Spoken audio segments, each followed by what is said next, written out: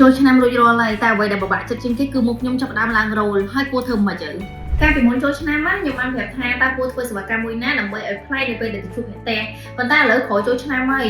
ផ្លែពិតមែនប៉ុន្តែដល់ពេលមកហើយចាប់ផ្ដើមមានអារម្មណ៍ថាមុខរបស់ខ្ញុំចាប់ផ្ដើមឡើងរោលដូច្នេះគួរប្រើប្រាស់សេវាកម្មអីសេវាកម្មដែលខ្ញុំនឹងណែនាំជូនអ្នកទាំងអស់គ្នានោះគឺជាភេទសេវាកម្មដើម្បីជួយបញ្ចេញជាតិពុលក៏ដូចជាជួយសម្អាតនៃសារធាតុពុលផ្សេងៗនៅលើផ្ទៃមុខរបស់យើងដូចជាការម៉ាស្សាមុខដើម្បីធ្វើឲ្យអ្នកទាំងអស់គ្នាកាត់បន្ថយ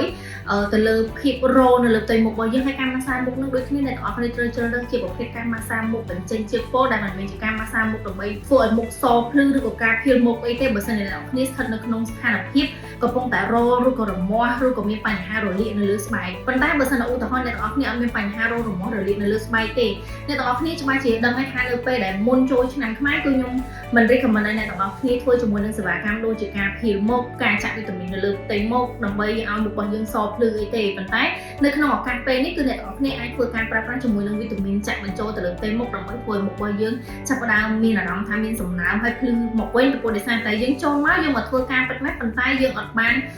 ទៅដើរលេងឬក៏យើងអត់បានទៅជួបជុំជាមួយគ្រួសារការផឹកគ្រឿងស្រវឹងអីផ្សេងៗច្រើនទេបើសិនជាមានបញ្ហាទាំងអស់នេះកើតឡើងអ្នកទាំងអស់គ្នាកុំទុកមុខយូរណាព្រោះកាន់តែទុកមុខយូរគឺអាចនឹងធ្វើឲ្យស្បែកមុខរបស់អ្នកទាំងអស់គ្នាកាន់តែមានបញ្ហាដូច្នេះកុំទៅជួបគ្នានៅ KD អរគុណច្រើនបាយបាយ